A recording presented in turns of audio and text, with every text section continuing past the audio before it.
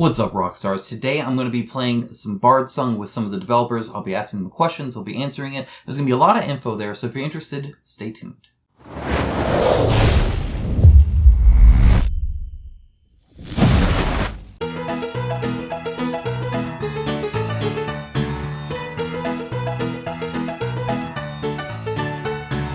As always, I'd like to start out with a quick thank you to my patrons and YouTube members. It is through their financial support, their generous financial support, that I am able to stay independent of all of these companies here so that when I review them, you know that I'm talking about my personal opinion and not my wallet. So if you appreciate that and you're able to and willing to and want to, there are links down below to both of those where you can also help support. If not, though, I completely understand. A simple like, comment, subscribe, all that kind of stuff helps greatly. It's free and I do appreciate it. Additionally, there is a merch link down below if you're interested in some shirts or hoodies or anything like that. And of course, there's an Amazon link that you can use and just bookmark and do your normal shopping, and I get a tiny little kickback from it. So if you want to do either of those, there's also a link down below. Now, without further ado, let's go ahead and jump into the video. There will be timestamps, by the way, so if you want to just watch the playthrough, you can do that, and I'll just try and help you guys out there. Okay, all right. So I do have kind of a first question I've been really wanting to ask, and that's, where did you get the name Bardsung? Like, why is it named that? That's a brilliant question. I do try. So Bardsung is something that taps into some of my earliest fantasy influences. And one of the most powerful authors who influenced an awful lot of the way I think about heroic fantasy was David Gemmell, who was a British writer and prolific writer through the 80s and 90s. And he embedded in me this concept of the sense of the world needs heroes. And heroes can come in all sorts of sizes and shapes, but the world needs heroes because they do good things, and good things replenish the world. And evil people take things out of the world and destroy the world. And it's altogether too easy to be destructive and reductive. And it's much harder to be heroic. Now, the core concept of the world of Bardsung is that magic has waned in this world. Mortals have used up too much magic. Selfishly, they've acted and taken too much and haven't put enough back. And so the world fell back into an ice age to kind of protect itself, and all of mortal kind disappeared in their own different ways. The dwarves tunneled deep, and the humans hid just below the surface, and the elves actually assimilated themselves with nature, and to allow the world to replenish itself. And the gods created this concept of needing to teach mortals how to replenish the world. So they empowered the bards to tell tales of heroism and heroes who do good things and make the world a more vibrant, alive place. And so the concept is that heroes aspire to be sung about by the bards in order to inspire future generations. And so this accolade, this title, if you like, of Bardsung is the greatest achievement that an adventurer or a hero can actually attain. And that's what they're all striving for. Interesting. Okay, very cool. Not what I would have guessed, so that's good to know. That's kind of an interesting, you got a little bit of lore in there, and then a little bit of kind of well, the ultimate goal I'm imagining of the game itself when you're playing through it is not just to get that title, right? It's I need to save the world or I need to do something else. But it's interesting to tie that in like that. I kind of like that it's not just named directly, but instead kind of within the lore. I think that's really neat. Yeah, it kind of there's another aspect to it was, and at risk of showing my age, I really cut my teeth on AD&D. And one of the things I loved was each time you leveled up, you got a new cool name.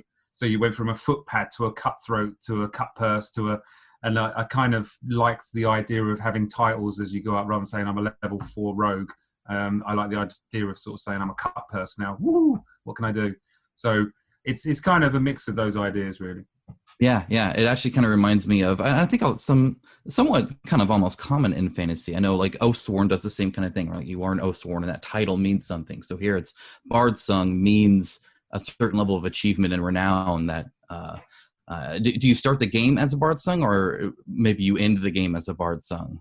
So we play about a little bit with I haven't come up with a really funky name that makes me sound super clever. So we actually so I'll try and explain it in simple English, which is my specialist subject. It's all you can understand. We mess about with the timing, in terms of tense of the way we structure. So the campaign is presented in past tense. It's almost as if the bard is telling the story. Very cool. But action, the adventures themselves are in present tense. You are living and breathing and having those adventures. So we flip between those two voices to kind of create that sense that, yes, you have already made your legend and the bard is now recounting it to an audience. You don't know how it's going to end up. You don't know if you're going to be successful or not, but you are part of a legend that is being used to inspire people. But then the action is personal and immediate. Yeah, gotcha. So you're really playing out the legendary tale. Yeah, think of it almost as in you're hearing the narrative of what that tale is, but then you can zoom in and choose, what path it you should take to get there, which is quite fun. Awesome. No, that's really cool. I kind of like the switch between. I think that's really clever. So another big question I wanted to make sure I get in is, and this is because I love the insight behind the scenes of what you guys do, right? Because I think so often we don't really get that. Is I know every designer is different and every development process is different. Did the world of Bardsung kind of come and then the game kind of matched that? Or did it kind of happen at the same time, or perhaps even inversed, where it's I have this awesome idea for a game where you can do this and do that, and then we just need a world that we can kind of create and nurture around that. Could you talk a bit about maybe the creative process with both, right, and kind of how one played into the other or vice versa? Yes, it's another brilliant question. So for each Steamforged project, it's usually different, and we tend to look at things like a bit of a roundabout. And as long as you cover all the exits at least a couple of times and go round the roundabout, you've kind of hit all the key markers. But for Bardsung in particular, we had the original idea was, how can we make the exploration pillar of role-playing games into a board game, and how can we then make a dungeon exploring game that doesn't require 25 minutes of setup before you're actually playing, that has the immediacy and simplicity of a fairly simple mechanic to resolve, but that has acres and acres of depth underneath it in terms of combo play. So we started with those sort of two key aspects. We knew how we wanted to do the exploration, and we knew how we wanted the characters to develop. And what we then needed to do was then build a world into which adventure could pour. And one of the things that's interesting is we wanted to create a world that was future-proofed for us in terms of the design space. So lots of opportunities for cool stories to happen all over this world, rather than making it a very specific, isolated story just pertaining to this particular box set that we're putting on Kickstarter this week. So I kind of brainstormed a few ideas, and actually was looking for a document for a Pantheon of Gods that I had designed for a homebrew 5e campaign that I did a few years back. And in doing so, I found some notes for a game setting that I had written up for the same campaign.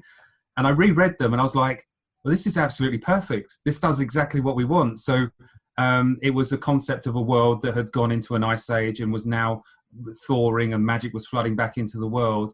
And then when you started to kind of mold that together and blend that with this concept of bards, hiding in these hive cities deep underground, and now they were encouraging people to go out and replenish the world with their magic, it actually, the two just sort of seamlessly went together. We're quite lucky to be working with Rihanna Pratchett, who is doing some work with us on our overall narrative and choose your own adventure style writing. And she obviously has a huge amount of experience to help us with world building, as does Ian Livingstone, another key part of our team, if you like.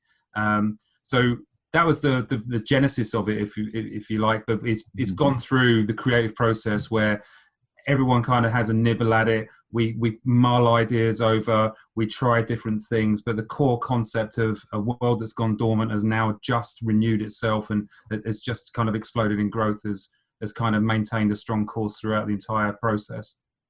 Very cool. Very cool. All right. And you actually kind of led into my final kind of high level question, and then we can kind of dive into the game and its mechanics and whatnot. And that's, you know, I know Steamforged Games does a lot of, you know, kind of IP things on some of our most beloved IP stuff. But then you also create kind of your own worlds, right? You kind of did with Guild Ball, and you kind of are here with Bardsung too. And I guess my question here is, when you own the IP, you can really do anything you want with it. And so I guess if you could talk a little bit about maybe the future of the Bardsung world when it comes to, will we maybe see that used in a different game instead of maybe even just necessarily a sequel to Bardsung, but like how fleshed out are you, I think, planning on kind of utilizing this new world that you've created? So Bardsung has underneath the hood the majority of a fully fledged RPG system, and it's a fully fledged RPG system that I think tackles one of the philosophies that's kind of close to my heart, which is making games more accessible to people. And I think you look at shows like Critical Role and similar other really popular shows, and having been fortunate enough to work with Matt and the rest of the guys at Critical Role and talk to them about what is the common questions that they get, you know, and Matt in particular said that by far and away, he gets asked, how do I get into D&D? How do I get into playing these games? You know, it's a 300-page PHB, it's a 300-page DMG, you know, not to mention the Monster Manual, and then what's all these other books? It's quite daunting for someone who's seen the show, loves the idea of telling stories and having cool experiences with friends, but really doesn't know where to start. So the RPG that's underneath the hood for Bardsung is super accessible. It comes with that board game instantaneity, like that's not even a word, but it's immediate pick up and play, and very intuitive to play. So one angle that we absolutely will pursue with the Bardsung world and the Bardsung product is enabling players to take this and write their own adventures and their own campaigns and run it more closely to a traditional RPG, and providing the support mechanisms for Dungeon Masters. And you know, one of the adjacent products that we currently do called Epic Encounters is an indication of that direction, where we design cool encounters for DMs to drop into their existing games. And we do a lot of the heavy lifting, but we also add an awful lot of the RPG experience that we have in our team to transform what is, you know, a dragon fight from something that is a bag of hit points and a breath weapon to something that is smashing stalactites down and lava pools are erupting and it's smashing its entire treasure stash into the lava pools whilst kind of singling out the mouthy mage and giving him a focus fireball. All these things that as experienced GMs we know we can do, but an inexperienced GM may not necessarily believe that they can do that under the rules of the game. So that's one direction. The other direction is to take Bardsung, and as I said before, with the campaign setting or the world setting, it's designed to have many opportunities for many stories. So we absolutely see, you know, the next big box product from Bardsung will be more heroes, another new setting, and another kind of set of enemies and a campaign to explore. And we feel like there is almost a never-ending font of stories that we would love to tell, and Bardsung, due to the combination of the accessibility of the system and the openness of the world, feels like we've got a huge amount of future in front of us for Bardsung. Cool. No, I appreciate the answer. That's exciting stuff, I think, to kind of look. Yeah, forward. we're pretty jazzed about it. I'm not going to lie. Well, and one of the nice things is that getting into this and seeing this on Kickstarter and be like, okay, well, do I want to buy it? It's really buying into a system that's going to be kind of nurtured and kind of utilized more than just a one and off kind of thing, right? It's definitely something that I can go into and say, hey, this is like step one, but this is going to be a part of my gaming life and that kind of part of my life for a while now, so I can get invested in the lore and the characters and and the world building that you guys are doing here. Yeah. So I think that's I mean, really cool. my RPG group and Sherwin's too, our Monday night group, we've been playing D&D together for years, but we also play a whole bunch of board games. Now, Dungeon Explorer is never off the table at any point in time as a really solid backup option. And we cycle between, the usual suspects that you would expect us to play. So we feel like, this is a great game to have in your stable of core games. And as you say, because we are supporting this for years to come, because we're able to release new campaign content, but also the nature of it, we can add new heroes very easily. We can add new enemy types very easily. We can do cross-compatibility with the Epic Encounters box set. So we've already released a box of kobolds with a massive red dragon. We've got a box of kind of winter orcs with an enormous frost giant. We've got forest goblins and hydras coming soon. You name it, they're coming down the track. Well, that's all cross-compatible with what we're doing with Bardsung. So you absolutely get high-quality minis in this box with beautiful artwork on the tiles and everything like that you can translate into a fully fledged RPG experience, or keep it as a really deep tactical Dungeon Explorer experience. So what we've tried to do is create as many different ways to use this product as possible, because I think that's how you get bang for your buck. If you buy a product that is very singular in its usage, well, if you like that usage, great. If you don't, or it's adjacent to what you actually want to be able to use it for, then your bang for buck starts to get reduced. Whereas with this, you can play it as an RPG. I mean, my mate Carl and I, we used to play like Hero Quest back in the day, and we used to use that as an RPG system and go off into the town and wander around and talk to guards and merchants and do all sorts. And that was a board game, So this is not necessarily a brand new idea, but it's our kind of realization of how this can actually work and start piecing together to create like a really big brand for us. This is such an important product for Steamforged going forward. No, I think that's a great thing. What you said about Hero Quest, I think a lot of people do that, right? When you go on Kickstarter, there's a lot of fantasy board games with miniatures, and it's because a lot of people use it for D&D and stuff too. But for you to have the mindset of going in saying this is a tool, a system that you guys can use to ease into it, to utilize in your own campaigns, to kind of expand and do all that, I think is good to do overtly, because then it just ends up better, I think, for it.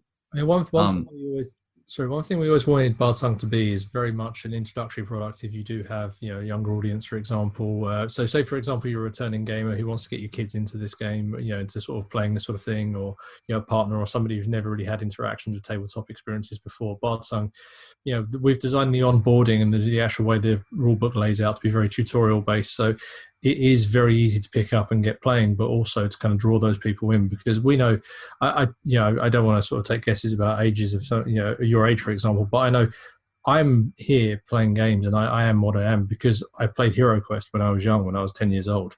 And that's what really drew me in. And that's where a lot of that comes from, is what Matt was talking about. Kind of, everyone played those games and really sort of fell in love with them. And I think a lot of Bardsung is a nod from us as well, with very much into a lot of our, really sort of, really beloved memories of games like that. And, one of the big things about it is we definitely tried to create a product which, if this would be your first experience with that stuff, then it's going to be a really, really super positive one, and something which, you can expand on and build, and we can see where the community runs with it. Like you've said, it's all good.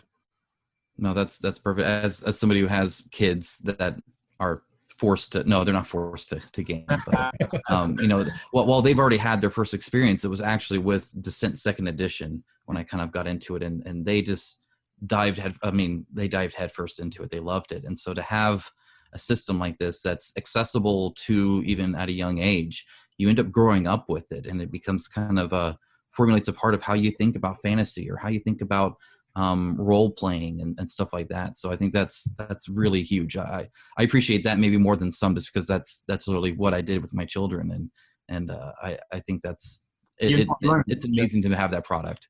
Yeah, we hope so. We think very much the same way. Cool. No, that's great to hear. Well, why don't we go ahead and dive into the Tabletopia version, and we can kind of talk about maybe some different sections of the game itself, and just high level mechanics and whatnot, and you can maybe guide me through it. Okay, well look, let's start with what is essentially the thing that you're going to spend most of your time at the table playing, and that is an encounter. An encounter is played out on the parchment area that you see in front of you. Now, the adventure book will tell you what type of encounter this is. Now, adventures are made up of a number of encounters, and there are a number of adventures that comprise the campaign. So this is our kind of our atomic element, and the campaign is made up of many, many, many of these. And almost without exception, you have full player agency through the campaign as to which direction you're going to go, how you're going to tackle it. And as I said before, we're lucky to work with the grandfather of fighting fantasy and the heir apparent in Ian Livingstone and Rhiannon Pratchett. They've been invaluable in providing us with a brilliant insight into how to design choose your own adventures that are really engaging and compelling. This particular area, we're set up to do a short adventure, with a short encounter, which means we're going to go from this side to that side by the shortest distance. Other ways is you can go the long distance, but it's a little bit more narrow. And there are other ways where you can go from one corner to the other corner. And you are exploring out into the unknown. And this is why this is a bit of parchment onto which you're going to draw your map as you explore. Now, out in the fog of war, if you like, are hidden underneath these cards are a number of locations, and onto which we randomly determine a number of lost treasures. So just for the purpose of this example, I've just dropped 2 down. Some encounters that you play will have 1, none, 4. It's kind of as determined and part of the agency that the players have as they play through the game. These are hidden out in the darkness until we manage to intersect with them with a tile as we explore. We don't have to. We can ignore them. We can go straight across if the game will let us, or we can kind of explore around and try and gather all the lost treasures we can. So, how the game is controlled is through 2 decks, which you can see down at the bottom left. We have a room deck and we have a corridor deck. And players will move to a portal, which is an exit for a tile. So let's say that Stoneheart moves forward and explores in this area. Because we are exploring from a room, we will flip a corridor. And if we were exploring from a corridor, we would flip a room. That way we end up with an architecturally sound looking dungeon. And the card will tell us what tile we need. And what type of encounter we're going to have on this particular tile. So there are no enemies on this tile. There is a challenge flag. So that means that we place this tile down any way we want. Now, obviously, there isn't much choice with a straight, but here's what it is. And because this is a challenge, we then grab a challenge card from the aspect deck. And this particular challenge, well, is an earthquake. So if you double click on that, you can see that there is a nested series of challenges. So the ground shakes underfoot. So this hero has to make a strength roll, a dexterity roll. If you fail, you basically go straight to the end. But if you pass, you can maybe call your allies to help. So you, Stoneheart, have gone in there. You would make a dice roll. Let's say you're successful. You would then go to the next step, which is call your allies for help. Place any number of heroes from the previous tile onto this tile, and then you can all try and shore up the archways and the ceilings before they collapse. If you are unsuccessful, then this way gets blocked, and we have to reroute round and have another explore. So now our direct route has been blocked off to us. So now we might have to go back and have an explore off in this direction. And again, because we're going from a room, we would flip over a corridor card, and that would be a T-junction. So, and this is where we can start messing about with how we rotate it. So we can place it like this if we want, if the dice will get out of our way. Or we can push it around and maybe give ourselves a few more options to try and get to this particular lost treasure, or we can try and just straight route to kind of head back on the straight and narrow. So really player agency as to how how these particular tiles go. We can go up in this way. The next way would be a room, so we would grab a room card, and we would then be straight into a fight in a 4x4 room. So that would be where we would spawn a number of bad guys depending on the icons that would be there.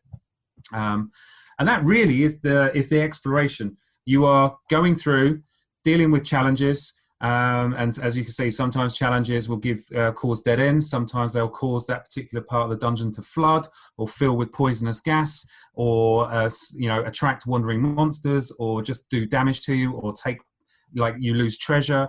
And then there are other areas where you will encounter bad guys, and you will be wanting to fight them to take their stuff and progress further on. And you are just trying to find a route to the other side of the board.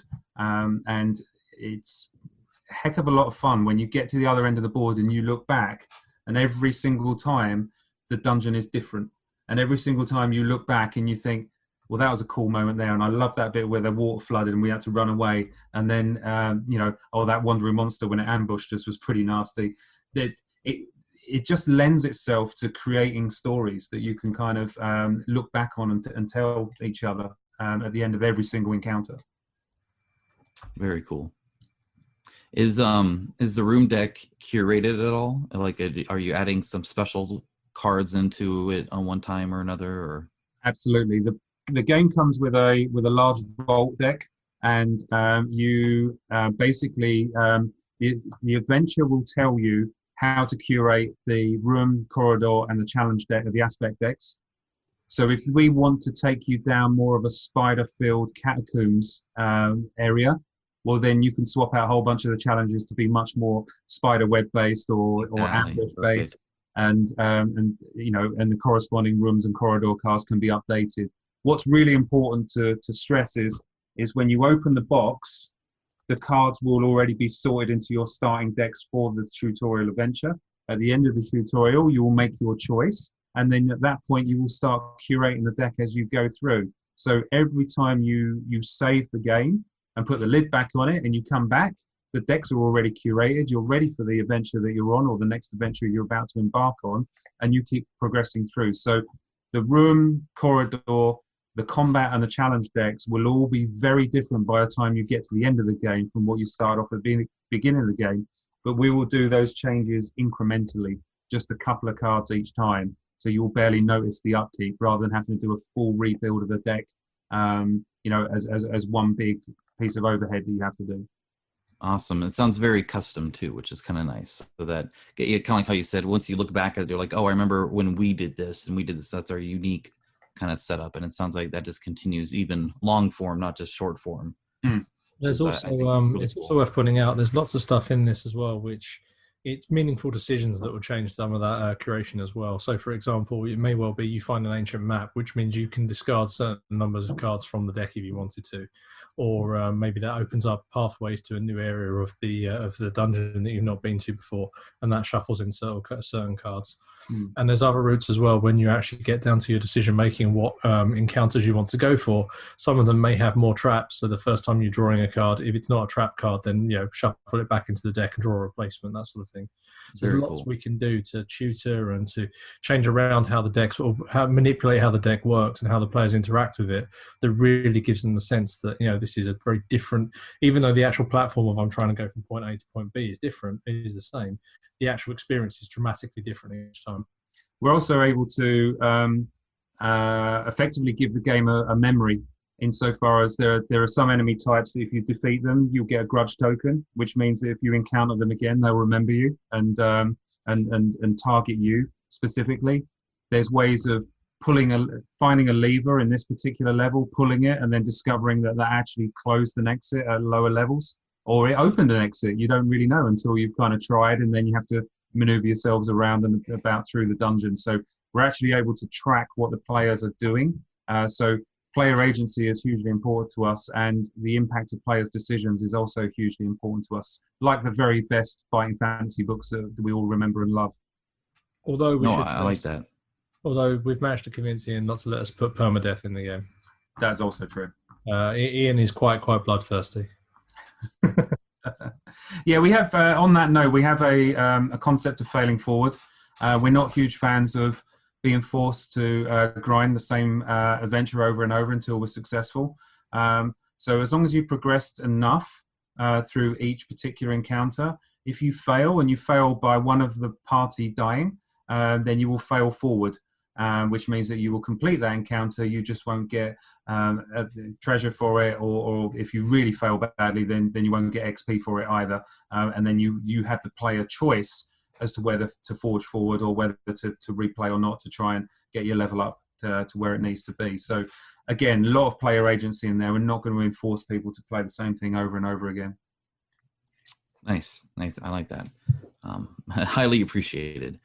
Okay, so we kind of have the option of either kind of going through a turn and explaining it as we get there, or we can kind of dive into explaining combat now. So we can, I think we'll play this combat out that Sherwin's flipped over here.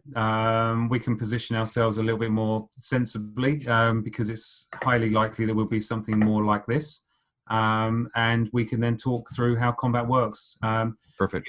Be a little bit chunky, just talking through the way the attributes work and everything like that, but should take a couple of minutes just to explain the core mechanics. Sure.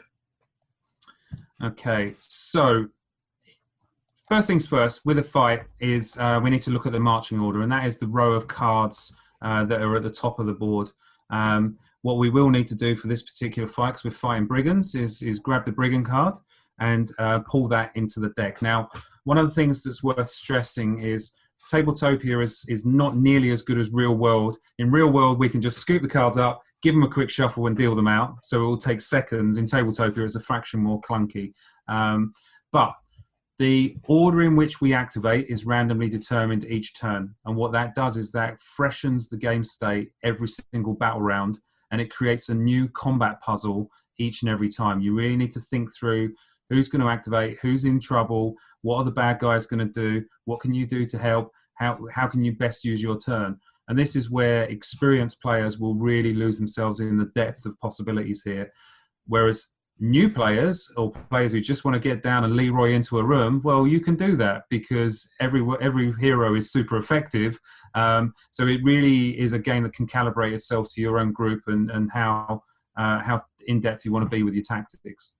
So if we do the marching order out, we can see that first Matt, that's pretty good. Dawnguard is going first. So I'll play Dawnguard. Stoneheart, I think you play Stoneheart. Then the bad guys, and then Lightweaver's going to come out, so Sherwin can go last. Okay, so I will briefly kind of, fortunately for me, I get to go first because I've explored and I've managed to sort of step into the room and get ambushed by a couple of hobgoblins. Mm-hmm. So what I'm going to do is activate, and I get 2 actions. So if you take a look at Dawnguard's setup, I have a choice of 4 abilities, and I have a few key stats. So the key stats are I can move 2, I have a defensive 1, and I have a health of 5. And these are the stats on the left-hand side on Dawnguard's main character card where a portrait is. On the right-hand side of her portrait card, you can see that I have a range of 0, i.e. I need to be in the same zone as someone to hit them, and I have a damage dice of a d6.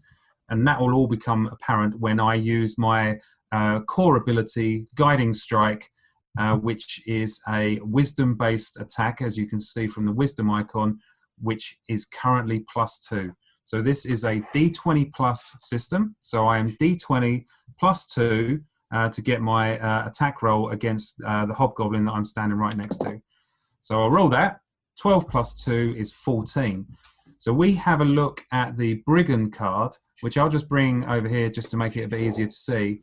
And you'll see on the Brigand card, there is a big red number 10, and that is the target number that I need to hit in order to hit him. So 12 plus 2 is 14, is more than 10, so I've successfully hit him. I can see that the Brigand has a move of 2, and the number below that where the skull is toughness. So he has a toughness of 4. So if you remember, I had a damage roll of d6, So having successfully hit, I now roll to see if I can do additional effect by rolling my damage dice and comparing it to his toughness. And if I get 4 or more, I've done a critical wound. This symbol here will explain shortly, but brigands basically die whenever you do a wound to them. And when you kill all the brigands in a room, you gain 1 piece of treasure. That's pretty much what you need to know about those guys. So we know that I've hit, and I am going to roll a d6, and I'm going to see whether I can get 4 or more. So I don't in this instance. So when I look at Guiding Strike, my normal hit is just a push. If I had been successful in my damage roll, I would have done a wound and killed him, and I would have been able to do a push as well at the same time. But in this instance, I've just done a push effect. So I'm going to work out where the best place to push is going to be, knowing that Stoneheart is going to go next. I'm actually going to push that model in for Stoneheart to deal with, and I've got 1 more action. Now, one of the things that we haven't talked about, but over here on the bottom left-hand side, you can see 3 double-sided tokens. Now, this is the fate that you have, and fate comes and goes. So you always start in the encounter by grabbing the fate tokens equal to the number of players, shaking them in your hand and throwing them into the air, casting the fate into the wind, and as it lands, some will be face up and some will be face down, and that is the amount of fate that you start the encounter with.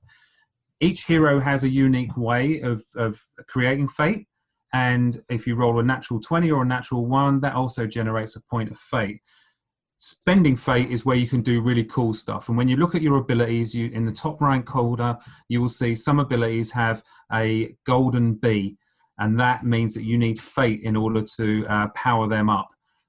So I am going to spend a point of fate to use an ability called Steadfast on myself, which basically pins me in position at the top of the marching order. So when we reset the marching order on the next turn, I will still be first. And that means that I can kind of control the battlefield. And because I'm a cleric, that's where I want to be. So that is my 2 actions. That costs us a fate, so I'll flip that over. And now it's over to Stoneheart. So Stoneheart, you can talk through moving and doing all kinds of other shizzle.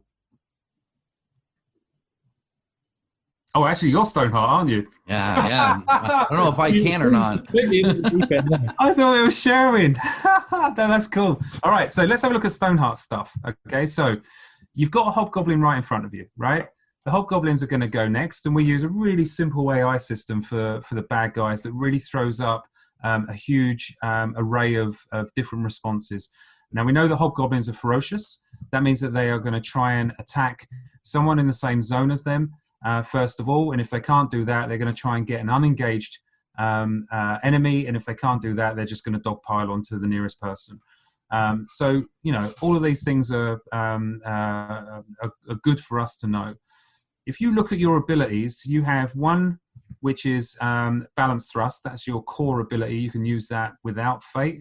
And you have your Backswing ability, which you can use with fate. So what you can do is dispatch the goblin in front of you with a Balance Thrust, and then we'll see what happens from there. So if we talk you through, because these characters have been upgraded a little bit, we've spent about 10 or so XP on these, I believe. So Stoneheart hasn't had any of her attributes upgraded. These are effectively her starting attributes. What she has done is bought herself an additional ability called Weapon Master, which is a passive ability, and it means that whenever she misses an attack, she can re-roll it, but it costs her fate. So it makes you a little bit more reliable. And she has upgraded Balance Thrust and Backswing. So if you see down at the bottom of these cards, there are little coloured in lozenges. So those are the 3 ways you can spend XP in this game. Is you can upgrade your attributes, you can buy new abilities, or you can improve the abilities that you have. So if we work out Stoneheart wanting to use Balance Thrust against the hobgoblin in front of you, we can see that it is a strength-based attack, so we know that's +2. Balance Thrust has another +2 on it, so you're +4.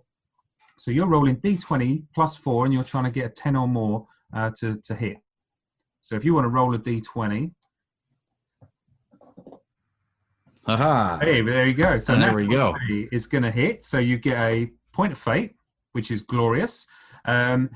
ordinarily, on a normal hit, you would be rolling a d8 and comparing it to their toughness of 4 to try and make it into a critical. But because you rolled a 20, you automatically do a critical. Now, the critical, so a normal wound is a light wound, and a critical is a serious wound. You've gone straight for serious wound, and we know from the Hobgoblin stats that a serious wound takes them off the board.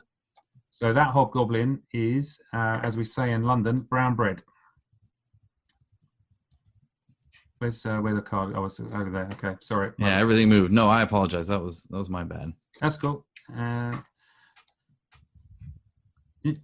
No worries. So you've taken out that bad guy. So now you have an action left with which you can will probably move deeper into the room. Perfect. So I could just move forward. Yep. So one of the questions we commonly get asked, because we use a zone-based system, is how many models can fit into the zones. Well, the zones are different sizes and different shapes. So it is what sensibly can fit in. So if you get a big, massive ogre with a big fat base in there, you're not going to be able to fit as many things around it. Whereas in these rooms, you're going to be able to fit 4 or 5 minis into it. So we're quite open about how many models can fit into a zone. So sure. And that's this like kind of chalk line in here, right? Okay. That's it. Yeah. So there's 4 zones in this particular room. Perfect. So you've moved in. You and I are going to go lock shield to shield and try and bear the brunt of the Hobgoblin onslaught, which is about to happen. So we will start with the Hobgoblins furthest away. So this guy up here is going to go to his ferocious behavior. He's going to look, can I attack in the same zone? No, no one in the same zone. Can I charge an unengaged zone? No, because we are both engaged, and the unengaged zone is over here and is too far away. He's only got a move of 2, so he can't get there. So in which case, he's going to charge an engaged zone. So he's charging straight into this zone, and he is going to attack one of us. Now, the tiebreak is the marching order. So I am top on the marching order, which means that I need to make a defense roll. So my defense is 1, as you can see on the character sheet. So I need to roll a d20, and I add 1 to this, and I need to get 10 or more, which I don't. So we look at the Hobgoblin Brigand's card, and we can see that on a hit, he does a wound. So I'm going to take a wound and stick it onto my character sheet over here. And I can take 5 of those before I am taken out and we lose the round. The next guy is, sadly for me, going to do it pretty much. I'm going to get a bit dogpiled this turn. So I'm going to need to roll better than that. And it was better, but not better enough. Yep. And the one in the zone is unfortunately going to hit me. Right. Okay, that's fine. I'll take it. So I'm 2 wounds and slightly regretting my choice of pinning myself at the top of the shops. But there you go. I have faith. That's the bad guys go. And one of the things that's worth stressing is we wanted the bad guys to be interesting and challenging, but not to steal the limelight. So their go needs to be player-centric. So players will always roll to deal with the bad guys' actions. And also the bad guys need to be resolved as quickly as they possibly can and as simply as they possibly can. So the bad guys go should just pass by as quickly as possible and we can get back to the heroes. Speaking of which, Lightweaver is up and then we're at the end of the round. So for me, I'm going to do, I'm going to start off with a lightning bolt. So Lightweaver's quite unique amongst the heroes, the other 2 heroes anyway in this, in that I have a ranged attack, so I can actually hit from 2 zones away.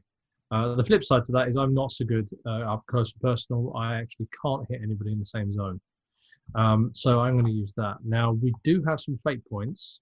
So what I might do is use one of my other abilities before that, which is the Elemental Mastery ability, which adds the frozen effect to my next attack. So as long as I hit, life is good.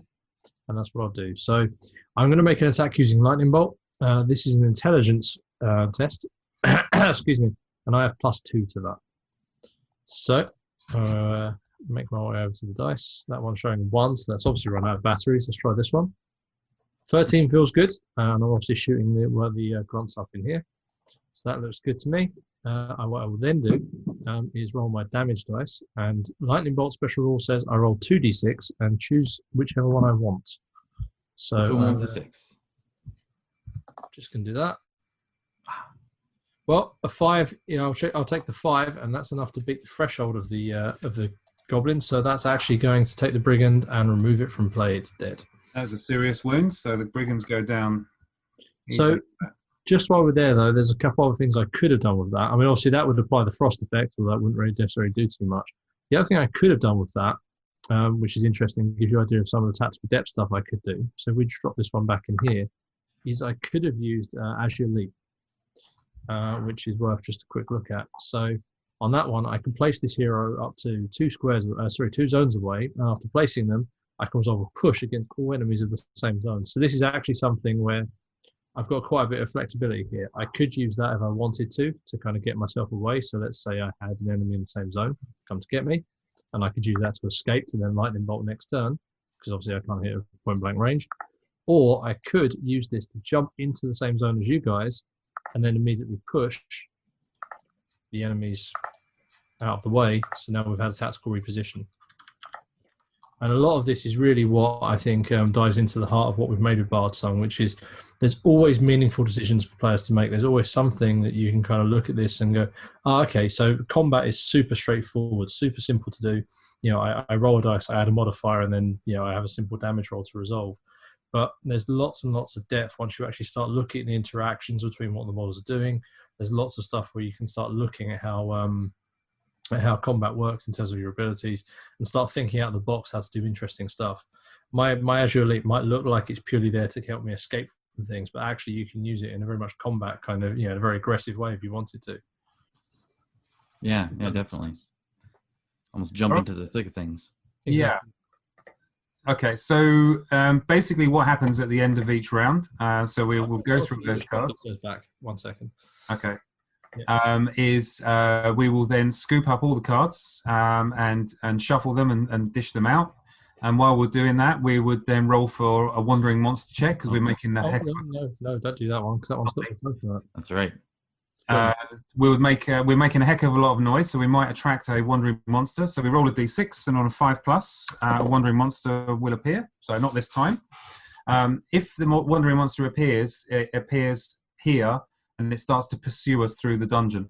So it becomes like a really nice pushing mechanic, which also makes doubling back a little bit more punitive as well. So they're like echo tokens. So you don't really know what they are until they kind of jump on you. Oh, and, interesting. You definitely want to be closing doors behind you. In actual fact, this room that we're in has 2 doors on it. We forgot to put those down. So these might become important at some point in time. So we'll just put some doors down just for the time being. Yeah, so basically a wandering monster will follow you through connected tiles until it either finds... Oh, we lost that. Well, I can certainly carry on with that for a moment while we've wait for Matt to return. Assuming that hasn't just dumped us out of Tabletopia as well. No, I'm still here. No, it's absolutely. I think his hand's still moving around. I suspect he's still explaining what's happening as well. I have no idea what happened there. I've never had that with Zoom. It just freaked out. Yeah, that's all right. Okay. I was just saying the wandering monsters will follow you. They will pursue you through the dungeon. The only thing that will stop them is the door. So closing the door means that if a wandering monster triggers, it will move to the nearest door, like to the first blocked door. So shutting doors behind you is definitely a good plan. Sure. It also makes my mum proud that I've actually designed a game that teaches kids to close doors. To close the doors. Oh, too true. Right, so I was top of the shops again, so I am going to hit this guy with a guiding strike. Which is going to be a hit. And I'm going to roll D6. And I am not going to wound him. I'm not even going to use my push. But what I am going to do, because Guiding Strike has an additional effect. At the bottom, it says, if this attack hits after resolving it, another hero within range gains advantage. So I am going to give advantage to you, Stoneheart, which means you are going to get to roll 2 dice and pick the highest on your next attack roll, which should make backswing a really, really attractive option for you. I am going to probably use Steadfast again to lock myself in place, I think, at the top of the shop. So I like being in control. So that's me done. So over to you, Lightweaver. What are you going to do? Well, I think a lightning bolt seemed to work quite well last time. So let's do that again. And what I will do, in the same vein as setting up, I will... Are you not wanting to consider stepping into this zone and closing the door? I could do. Yeah, okay. I mean, I could do if you think the wandering monster's likely to appear. I don't know. It's your call, man. I mean, this is the optimum moment to do what you termed the Sherwin and actually go explore off in another direction. But we won't get into splitting the party. The game won't stop you from splitting the party, but it definitely will kick you in the butt if you do it too recklessly. I'm going to walk into this room. I'm going to heed your advice, Matt, and go into this room, and I'm going to shut the door behind me. But I just want you to know that it feels deeply wrong not to be exploring off the edge there. Yeah. That's okay. Fine. Right, I've got you. Okay, all right. I'll let you disco dance with those. Yeah, that's my turn over. So now we move into the brigands. So the brigands will attack. They're both in the same zone as some people, so that's good. Yeah. The first one will attack the enemy. Well, in fact, both of them will attack the enemy or the character who's highest on the initiative track. Yep, I'm going to tank both of them. So this +1 is a success, and that is not a success, but it's a 1. So we get a fate. So that is fine. We can take a short rest after this, I feel, with my 3 wounds. All right, so who is next? It's you, Stoneheart. So don't forget you've got advantage. So is that for the 2-hit roll or the damage roll? For the 2-hit roll. Okay, so I'll roll 2. So one thing that's worth looking at is your cool ability that uses Fate is Backswing. Now, Backswing looks very similar to Balanced Thrust, but it has an additional effect, which is if you successfully hit an enemy, you also do the same effect to an adjacent enemy in the same zone. So if you look at Backswing, double-click on that. At the bottom there is special to the rules. So if I do that, I wouldn't be able to trigger her Fate generator, right? Because it wouldn't be 2 different attacks?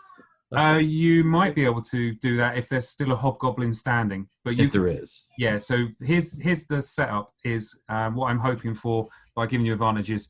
You're going to hit with your backswing. You're going to crit by rolling your D8 and getting a 4 or more. And then you're going to do 2 serious wounds, 1 to each of those hobgoblins, and take them both out with 1 action. Okay. All right, well, let's go ahead and try that.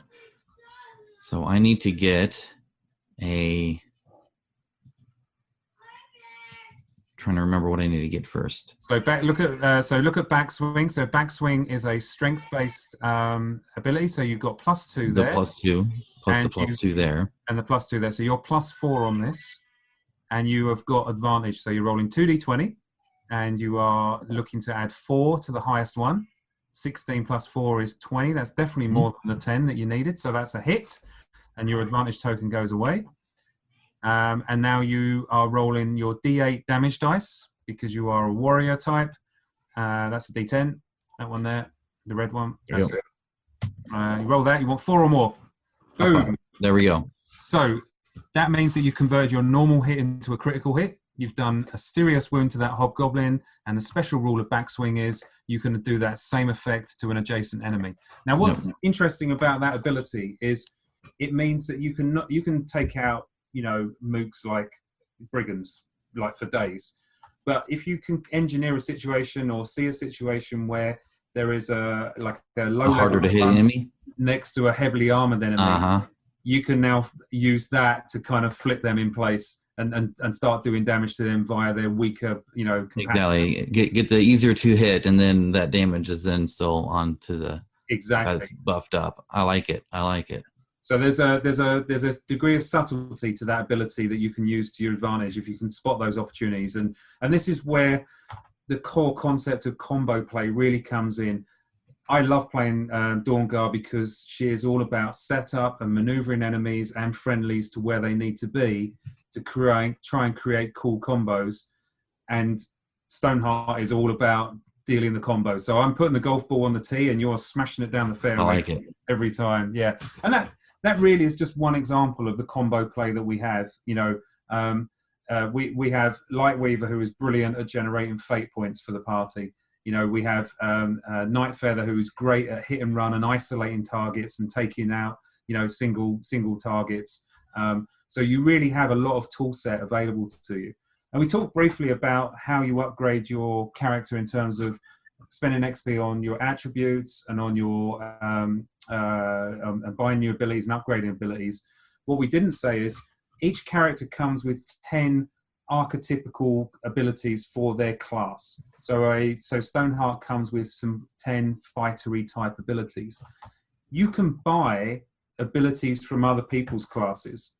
There's a certain limitation. We use a simple pyramid system. But if you wanted to have a multi-class field, so Sherwin talked to you about the Azure Leap that is on Lightweaver.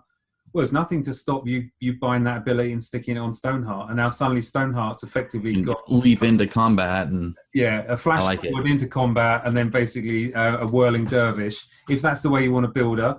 Or you could build Stoneheart to have some more of the more steadfast abilities that I have on Dawnguard to kind of give you a little bit more resilience or a little bit more control over the marching order. So it really is up to the players to determine the direction in which they want to grow their characters. And because the game is so collaborative and so the combos rely on working with each other, it's actually a lot of the way that you upgrade your character is in response to how the other players are upgrading their characters. So each combination of heroes for each, instance we've seen of people playing this game has really grown in different ways. There isn't a hard set best way to build Stoneheart. There is a good way to build Stoneheart in relation to the way that I'm building Dawnguard and the way Sherwin's building Lightweaver. So it really is quite a collaborative experience in leveling it up, not just in playing the game. Yeah, it sounds like kind of what you spoke about earlier, where it's an easy entry point too. So if you don't want to fuss with all the customization, you can just get her cards. Yep. And just build that, and you'll have a strong character. You won't gimp your character or ruin her or anything like that. You got it. And there's that advanced version of that too. Done as you level up as well to kind of make that streamlined if you want. All of our characters follow a path system, which isn't necessarily the same as what we talk about with traditional classes, but the idea being, if you're leveling up and rather than analysis paralysis where you look at it and go, well, I can have anything, like that's a huge amount of huge range of skills. Well, actually you could just go, you know what, I'm going to take, say, the Path of Shadows, which Nightfeather follows anyway. I'll just take cards from the Path of Shadows. That means that you won't ever get to the point where you take a bunch of abilities and go, I've taken stuff that doesn't work, and now I wasted this. My character. There's lots of subtle guidelines built in, the same way as where you flip over the cards and you look at kind of where we've built in the stat kind of indicators and stuff, where there's a couple of blanks that you can't fill in. That's because, those are really there. And we know that people may sort of homebrew them, or will probably ultimately even necessarily put something in the rulebook as a variant where you just remove those and can level up wherever you want. But as a guideline for a new player, if you're coming into this, if you look at that and go, well, I don't put loads of strength stuff on Nightfeather and then realize all of Nightfeather's abilities don't use strength, for example, and they're actually really geared towards dex or whatever else. So it's really, we've done a lot of subtle things that kind of indicate to players what sort of stuff, works really well, right down from the artwork and the name of characters all the way through to ability cards, stat increases, that sort of stuff. The sort of subtly guide new players in a way that they can then have a really awesome experience without having to necessarily bog themselves down too much. Or you've got at the other back end of it, insane amounts of flexibility for those players who do want a more in-depth experience and really run with it. So it's a very, very dynamic, very flexible system. And that pretty much is the core of the game. The depth and the replayability of the game comes from the exploration mechanic and leveling up your character to create, the character that you want to play.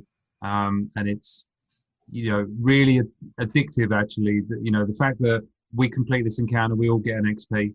means that we're constantly ticking up our characters every single time we play, and that gives you such a wonderful sense of progression.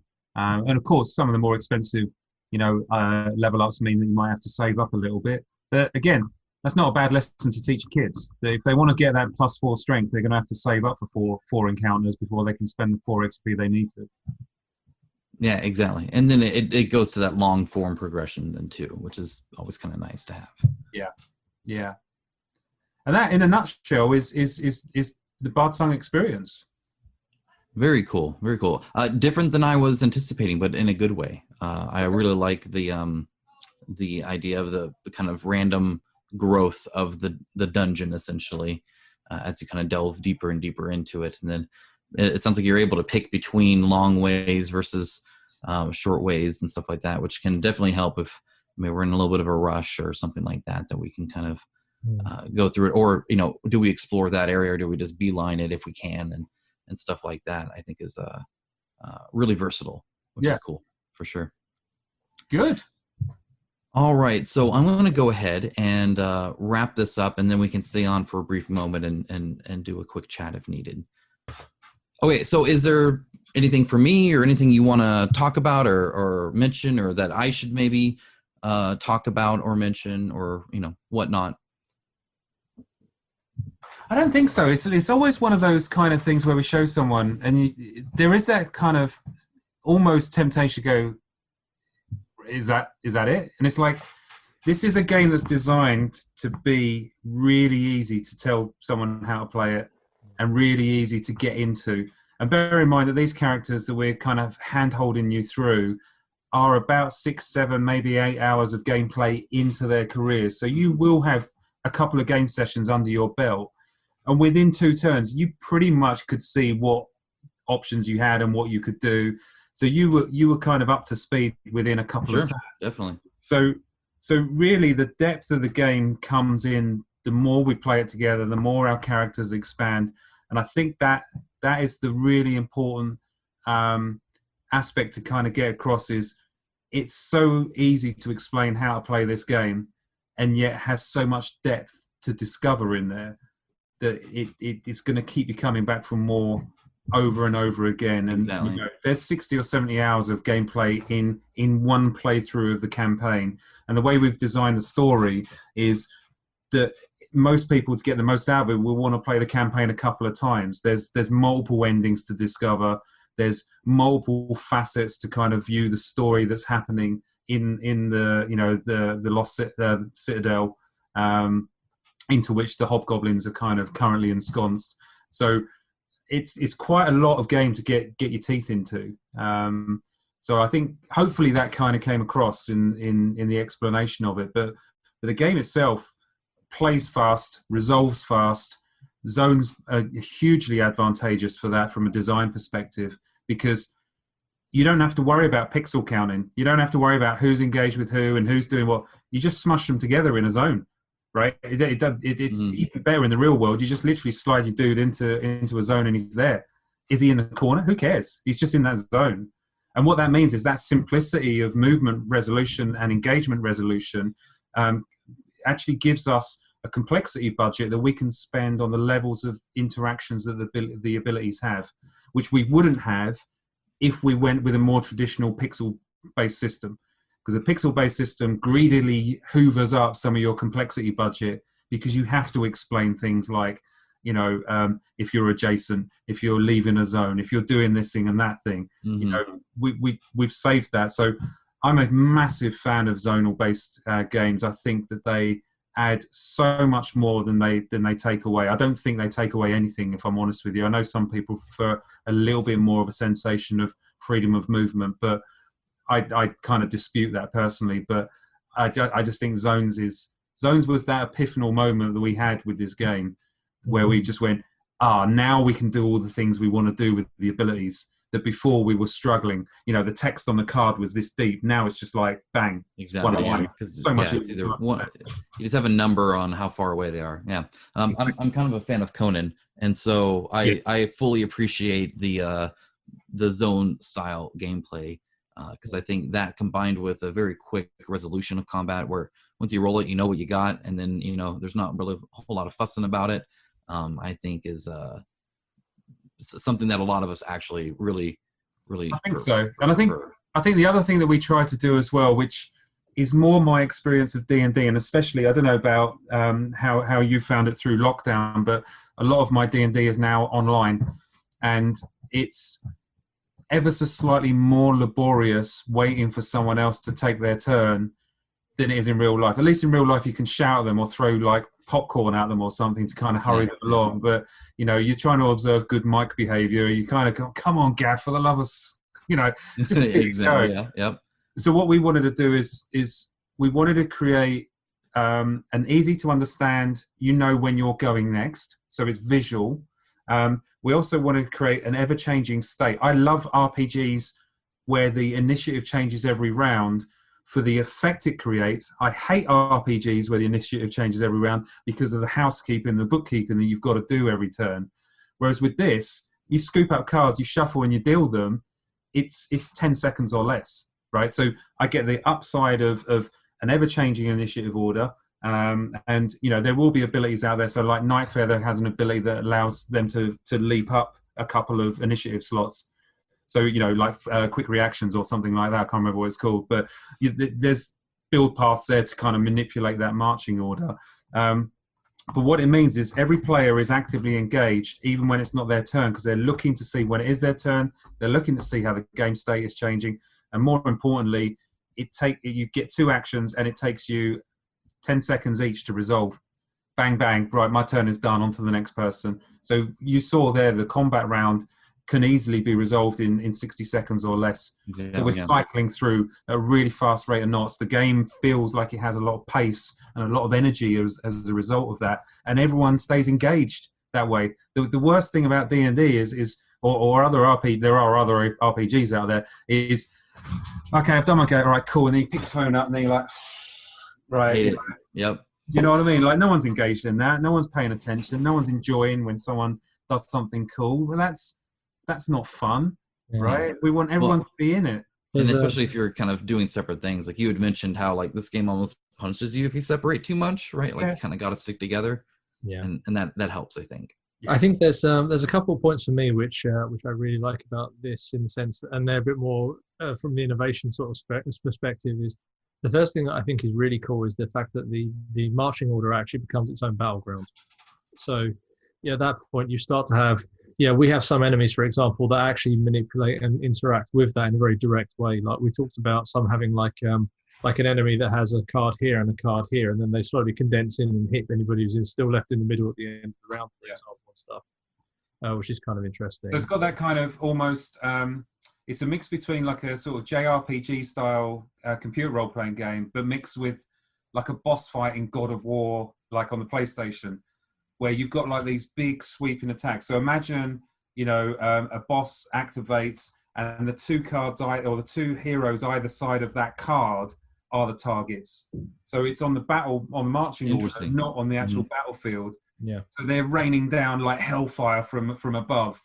So they're exploding all over the map, as you're fighting this boss. So we've got 2 axes of kind of interacting with players in terms of physical space, which is also and I really like that you guys are using kind of some interplay in all of the game systems, like, because you could have easily just had that and that's the order and then you do that, but the fact that you can force yourself to be up at front, or the fact that some people can move, leap, to get an attack in before another person activates, or the fact that enemies can attack based off that instead of necessarily proximity, I think is really, really cool. And it makes it to where it's not exactly like some games where you choose your order, right? You don't necessarily get to just choose every time, but you can manipulate it and kind of react. And especially if you're fighting a boss that's going to do that, or the first time he does that, you're like, okay, well, now we need to pay attention to who's to the left and right of that guy. Right. And then that's where having marching order manipulation abilities are really key. I think there's 2 other things that I think are worth talking about in a little bit more detail, and they're kind of interrelated. So if you go back to Tabletopia, my 2.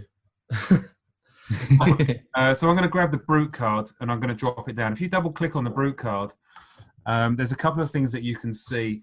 The first thing is his target number is wrapped in chains. And what that means is for melee attacks, you attack him at disadvantage. So he is harder to hit. And he also has a toughness of 6. But what you'll see is on his wound card, whenever he takes a wound, instead of him dying, you flip this card over. So if I flip the card over and you double click on it, now suddenly you can see that the chains have gone from his target number, so he is easier to hit. And now he is on a serious wound taken out. So this is our way of doing things like shield breakers. So he is super armored, really tough nut to crack. You really want to be hitting him with a magic attack because that bypasses his disadvantage. Flip him over, and then someone like Stoneheart can go in and take him out with like a balanced thrust. And that's my first play session of Bardsung, and I hope you enjoyed some of the questions and answers, or maybe seeing the game played a little bit. Hopefully that helped you out a tiny bit.